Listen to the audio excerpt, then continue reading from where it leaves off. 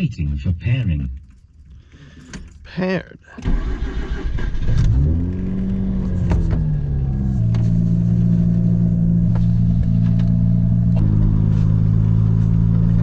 Alright guys, welcome back to the YouTube channel. And we got a slightly different video. We're going to be doing a bit of a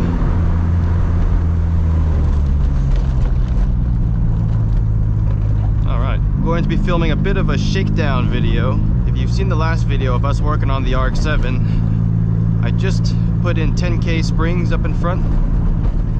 I'm running BC coilovers. These come with 8K front springs and 6K rear springs. It's very balanced, very neutral. I am lower than most FCs,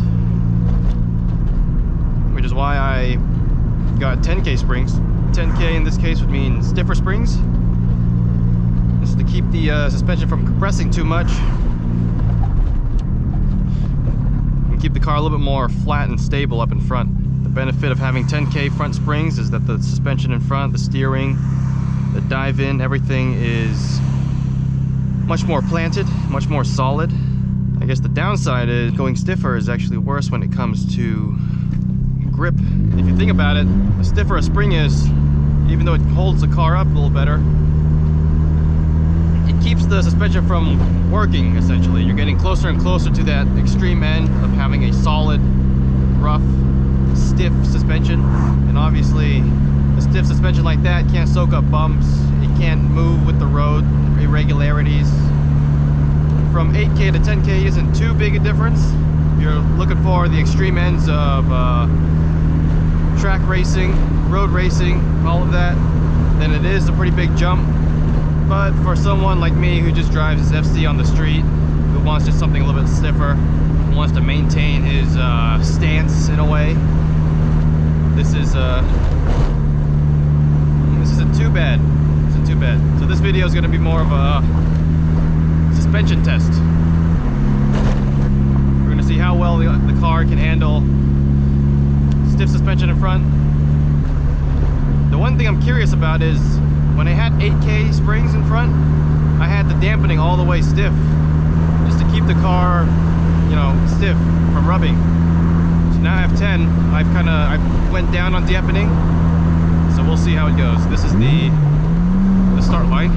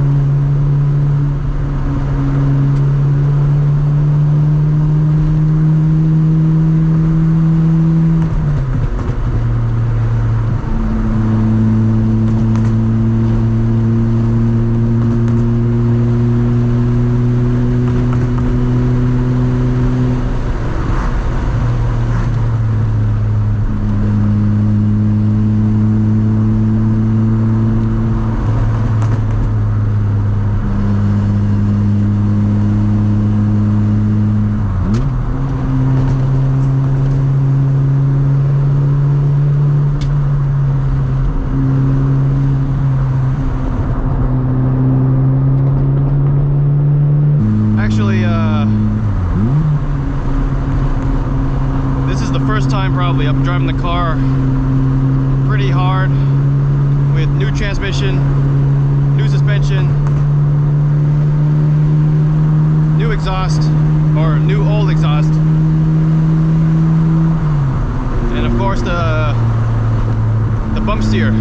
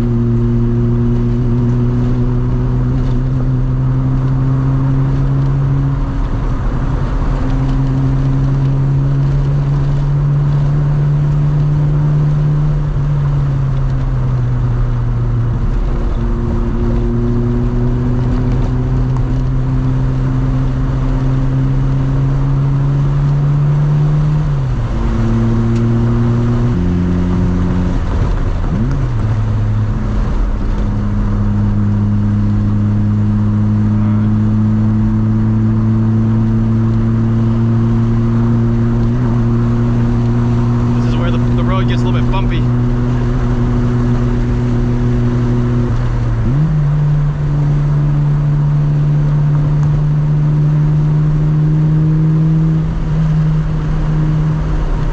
I always slow down right here. This is where the hey little guy. Right here. This is where the hidden bumps come from. This can really upset your car.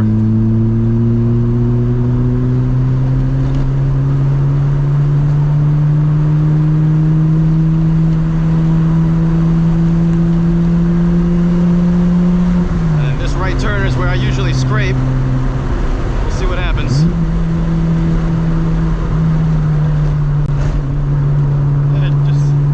Just a little bit. Better than before.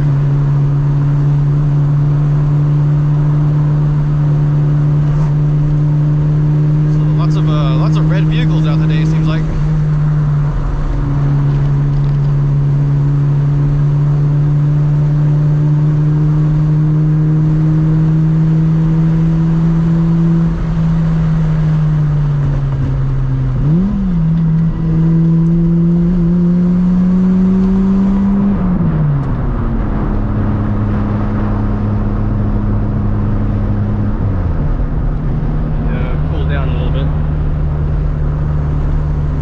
So far, the car seems like it's a little bit less. It seems to want to fight you a lot less. You watch some of the older Toge videos in this car, you can tell the wheel kind of yanks here and there. It kind of wanna. It's kind of a pain to. You kind of gotta wrestle with the car to keep it going straight, which is obviously not very good for a car you drive hard like this.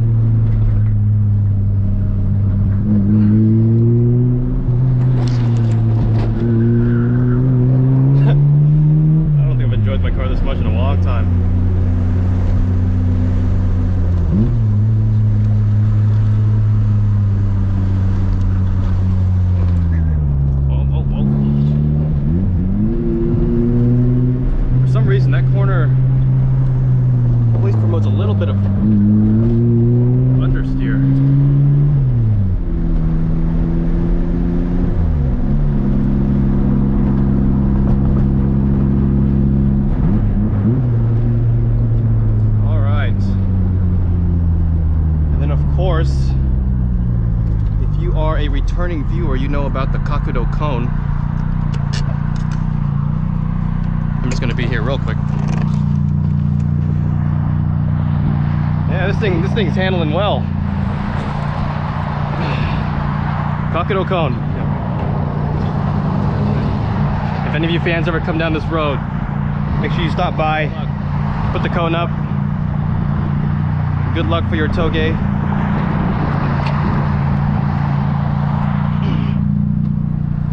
We should bring a cone to every road, huh?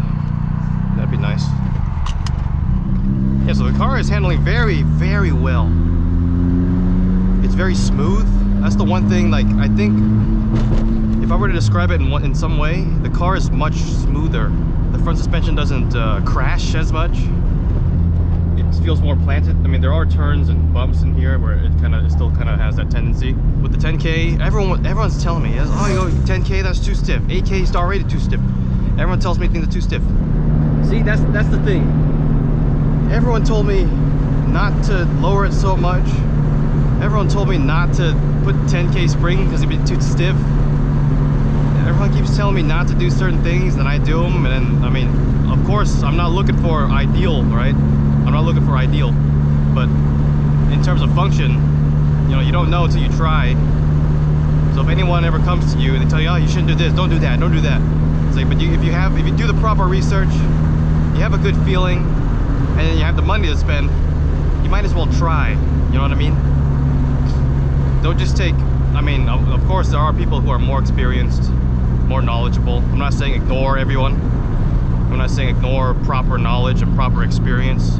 But I am saying, you know, if you're taking the route around a little bit less travel, I have a lowered car. I do require a little bit stiff suspension.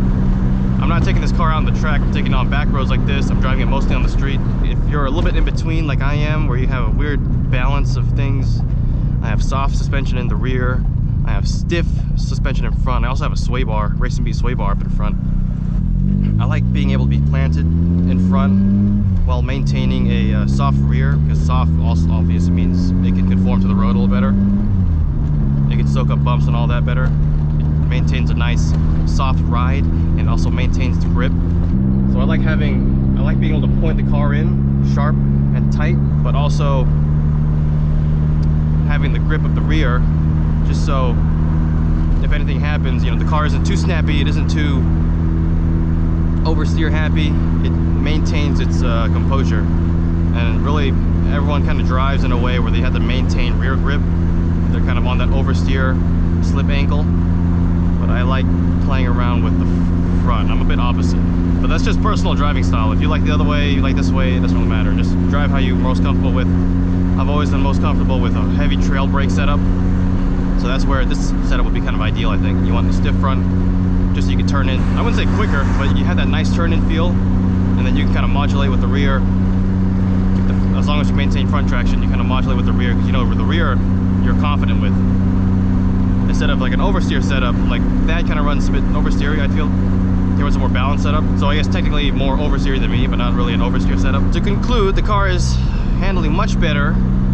I would go as far to say it makes me feel more confident as a driver, even if it's not ideal, even if I'm sacrificing grip. If your setup gives you more confidence as a driver, then in the end you will become a safer driver, and you'll become a faster driver. I mean, obviously you would want the ideal, and you would want to get used to the ideal. You would want to perfect the ideal.